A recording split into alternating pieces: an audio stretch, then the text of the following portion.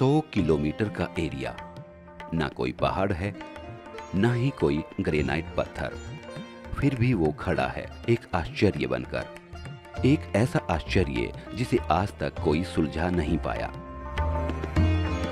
तमिलनाडु का तंजावुर शहर, जहां स्थित है बृहदेश्वर मंदिर, वो मंदिर जो भारत के विशाल और सबसे अनोखे मंदिरों में माना जाता है। यह दुनिया का एकमात्र ऐसा मंदिर है जो पूरी तरह से ग्रेनाइट पत्थर से बना है। हैरानी की बात तो यह है कि इस मंदिर के 100 किलोमीटर के अंदर ना कोई पहाड़ है और ना ही कोई ग्रेनाइट, फिर भी इस मंदिर का निर्माण ग्रेनाइट पत्थर से किया गया है। आपको बता दें कि इस मंदिर को तंजौर मंदिर के नाम से भी जाना जाता है।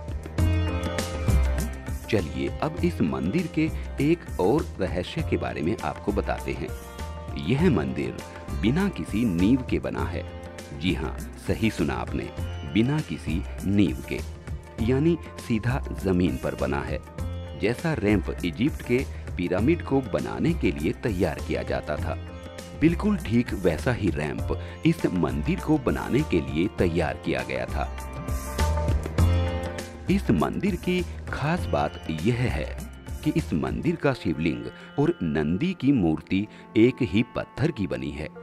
इतना ही नहीं, इस मंदिर के टावर की ऊंचाई लगभग 215 फीट है, मतलब करीब 15 मंजिला ऊंचा।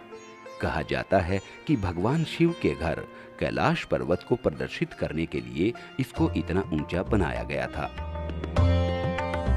जो भी इस मंदिर को देखता है उसके मन में एक ही सवाल आता है कि आखिर इस मंदिर को बनाया कैसे गया होगा और इसे बनाने में कितना ग्रेनाइट लगा होगा। तो हम आपको बताते हैं कि इस मंदिर को बनाने में लगभग 1,30,000 टन ग्रेनाइट का इस्तेमाल किया गया था, जो उस समय तंजावुर में मौजूद नहीं होता था। मंदिर को बनाने के लिए ग्रेनाइट उस समय 60 किलोमीटर दूर बसे त्रिचन्नापल्ली से लाया गया था। आपको बता दें कि इस मंदिर का निर्माण वास्तुशास्त्र के सारे नियमों को ध्यान में रखकर किया गया है। मंदिर के कई अलग अलग आकार भिन्न भिन्न वस्तुओं को प्रदर्शित करते हैं। जैसे मंदिर में लगा चक्र पूर्णता को दर्शाता है, तो वहीं चौरस आकार आकाश को दर्शाता है। बृहदेश्वर मंदिर के विमान यानी टावर को बनाने के लिए ग्रेनाइट के बड़े बड़े ब्लॉक्स बनाए गए और उन्हें एक के ऊपर एक रखा गया। ऐसा तब तक किया गया जब तक कि पिरामिड का आकार न बन जाए। इस विमान की एक और हैरानी यह है कि इस पर जो शिल्पकला बनाई गई है वो ग्रेनाइट ब्लॉक्स को रखने के बाद उतनी ऊंचाई पर ही बनाई गई थी। अब बात करते हैं मंदिर के कलश की। यह सवाल आता है कि मंदिर का इतना विशाल और वजनदार कलश ऊपर तक पहुंचा कैसे, वो भी उस जमाने में जब कोई क्रेन नहीं हुआ करती थी। इसके पीछे भी एक हैरान कर देने वाली कहानी है जो हमारे भारत के उन्नत वास्तुशैली को दर्शाती है। इस 80 टन के कलश को ऊपर रखना सबसे बड़ी चुनौती थी। इस मंदिर का कलश सिर्फ एक पत्थर को तराश के बनाया गया था।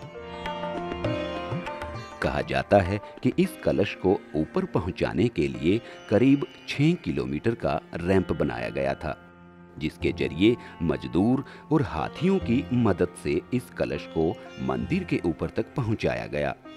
इस मंदिर की मजबूती का एक कारण यह भी है कि यहाँ पत्थरों को जोड़ने के लिए किसी भी तरह का सीमेंट या ग्लू का इस्तेमाल नहीं किया गया था, बल्कि इसके निर्माण में इंटरलॉकिंग मैकेनिज्म का इस्तेमाल किया गया था। आपको बता दें कि यह मंदिर भगवान शिव को समर्पित है और इसे राजा राज चोला प्रथम ने 1010 एडी में बनवाया था। इतिहासकारों के मुताबिक चोल राजाओं ने लगभग 450 सालों तक तंजावुर पर राज किया था। राजा राज चोला के नाम पर ही इसे राजेश्वर मंदिर के नाम से भी जाना जाता है। जिस समय में इस मंदिर का निर्माण हुआ था, उस समय के हिसाब से इतना भव्य और वास्तुशास्त्र के अनुसार मंदिर बनाना आसान नहीं था। लेकिन जैसा कि आपको पता ही है कि भारत में किसी भी मंदिर का निर्माण साधारण नहीं होता है। यहाँ के कुशल वास्तुकारों ने इस मंदिर निर्माण के काम को पूरा करके दिखाया है। अगर बात भारतीय मंदिरों की रचनाओं की करें तो इसके आगे दुनिया की सारी प्राचीन रचनाएं फीकी है।